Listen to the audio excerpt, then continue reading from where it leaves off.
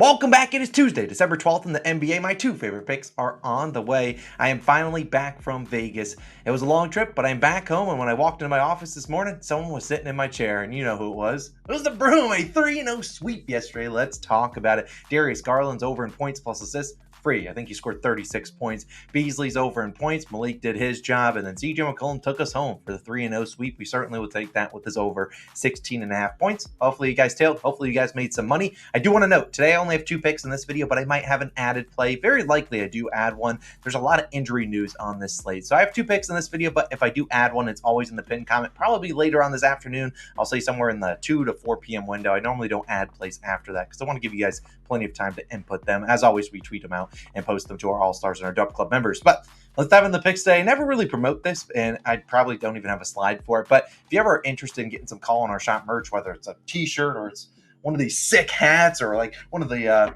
one of our quarter zips and or sweatshirts and all that stuff, you definitely can. It's callonaurshot.com. I normally don't promote it a whole lot, but if you're ever interested, I've gotten some comments from people. Actually, funny enough, I get some comments from people's spouses that watch the Call on Our Shot videos. They're like, how can I buy merch and stuff? So callonaurshot.com, I'll put it at the top link in the description. If you're interested, you don't have to buy anything, whatever. I'm just putting it out there for those people. Maybe saves myself some time from answering some DMs. But let's dive into the 2 picks today.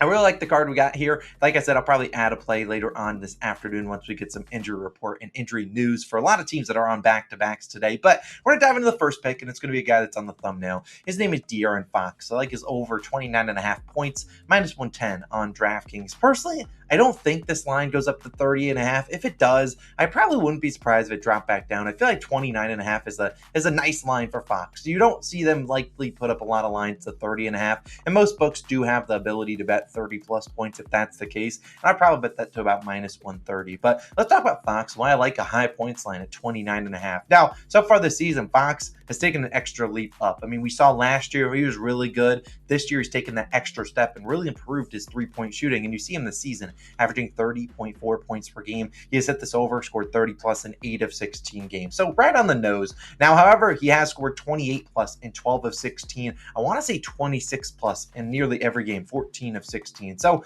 Fox has been really good, and he's been even better on the road, averaging 32.3 points per game on the road. Now, that does not surprise me that he's doing better on the road, because this is a team in the Kings that I think play really well at home, light the beam. On the road, I can't really trust his role players to show up, and they're on the road here in LA taking on the Clippers, and I think this is a great spot for Fox to be aggressive in. And you see the Kings and Clippers played just a couple weeks ago on November 29th, about 2 weeks ago. Fox scored 40 points in that game. He destroyed them, and this is a Clippers team that's really struggled in defending point guards, and we'll talk about that in a little bit more in depth in a second. But we just saw last night, Fox did end on the hook. He had one of those games where he ended with 28 plus points, ended with 29 on the hook. That was a game you saw. Keegan Murray, he went off. He had 24 points. Malik Monk at 21. And Trey Lyles off the bench at 17. If you want to count 14 from Harrison Barnes, which hasn't been consistent this year, all these guys showed up, and he still managed 29 points. I don't expect all those guys to show up on the road today. Now, heck, I don't even know if all of them play, as it is a back-to-back, but I still think at the end of the day, I'm pretty confident Fox is going to have the ball in his hands a ton, shoot upwards of 20 times, and I think that's probably enough volume to get it done against the Clippers. We've seen the last 7 games, Clippers are allowing the second most points per game to the point guard position. The only team allowing more is the Pistons, and you never want to be in a category with the Pistons. Trust me on that. Pistons, who have lost 20 straight games, have not been able to guard anyone. And the Clippers, while I do have some big-name defenders like Paul George, Kawhi Leonard, those guys aren't really guarding the point guard position. I think Fox will be able to get wherever he wants, and this could be a game that I actually think the Kings trail in, and we know when the Kings are trailing, if they get into the fourth quarter, everyone can just get back on defense. Fox is going to do his thing and attack the hoop and just score there. Ivica Zubac, not really scared of him as a rim protector, so I really like Fox today. I think he scores 30 plus points. Give me his over 29.5 points as my first play of the day. Now, my second play is going to be an under. I know everyone hates unders, but this is one that I'm going to put my life on the line for this guy, and he actually cashed out for us in the last game we took his over in, and that's a guy by the name of Anthony Davis. I like his under 27.5 points, minus 110 on DraftKings. Now, Anthony Davis, obviously, we know he is fully capable of scoring 30 plus points. We took his over 26.5 points in the in-season tournament finals, and he ended up scoring 41 points for us. So that's great. However, I don't know how motivated Anthony Davis is in this game. I mean, let's be honest. That's normally the case for AD. We know how talented he is. He can score, 27, 26, 27 points. But Will he do it night and night again, night in and night out? No, because he's just not. Some games you just don't see him out there motivated. This feels like a great game for AD, who just went off, scored 40 and 20 to come out and put up like a 15-point stinker, and you're like, why can't you just be aggressive every single night? Because this season we've seen Anthony Davis is only averaging 22.2 points per game. Obviously, that line is kind of deflated by a couple bad games, but that's what he does. I mean, he's under this line in 15 of 22. He scored 10 points in their first matchup versus the Dallas Mavericks earlier this season. He was not aggressive in that game, and they'll play the Mavericks again tonight, but it's not just them playing the Mavericks tonight. They have a game tomorrow, and then they have a game on Friday. They have 3 games in the next 4 nights. We obviously know how hard LeBron James and heck, Anthony Davis were trying in the in-season tournament games, and the NBA kind of needed that. They needed guys to go try hard and win those games. But in a game that, honestly, let's be honest, this game does not mean a ton. There's a random, Tuesday night game in Dallas. It doesn't matter a ton when you could probably mail this game in and try to get a win tomorrow against the Spurs, and then you play the Spurs again, two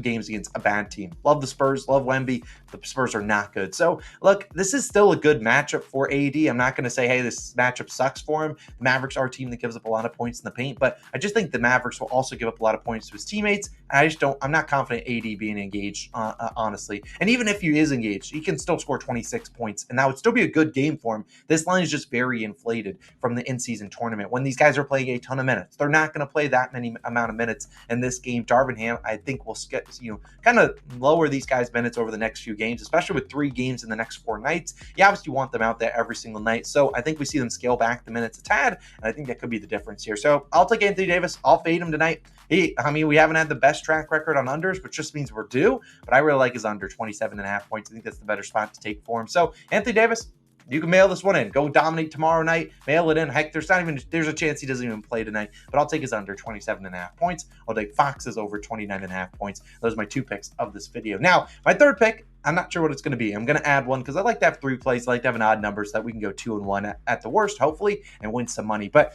third picks, I was looking at Kristaps Porzingis over in points. Not really going to pull the trigger on that one. If it was like 16.5, I probably would. That man loves ending on 17, but I might look at that. Then I was also curious what Darius Garland's points and assist line was. They're back on the road, taking on the Celtics. Now, look, I talked about it yesterday. It's Darius Garland and Donovan Mitchell. The other guys on the team stink. So it kind of comes down if Caris LeVert plays and what his line is. If Caris LeVert's back, probably won't touch it. But without, LeVert out there, you saw Niang shot 0 for 10. Okoro was 0 for 4. Dean Wade shot like 3 times. They got no one else out there to shoot the basketball besides Garland and Mitchell. Now, Mobley might return, and he's a little bit more aggressive, but Jared Allen doesn't do anything offensively. So I'll see what Darius Garland's line ends up looking like, but I'm going to have to wait until I see the injury report because Caris LeVert has not been ruled in or out like he has the past few days. But we'll see. Like I said, check the pinned comment. If I do add a play, it will be down there. I probably will add one. Just probably won't be until 2, 3, 4 p.m. Eastern time, just so I wait to see a couple injury reports come out. But you never know. So check the pinned comment. If there is an added play, I will pin it there and you'll see it. As always, I put it out on our Twitter at Call on Our Shot or X, whatever you want to call it. And all those links are down below. And a reminder, if you want to buy some Call on Our Shot merch, I'll actually put the link on the screen to go buy some. It should be callonourshot.com. Go show it some love. If you want to buy some, cool. We appreciate it. All the love and support. You'll definitely look pretty cool. I promise you that. But it's Austin. I'm signing out. I'll see you guys in the next one. Peace.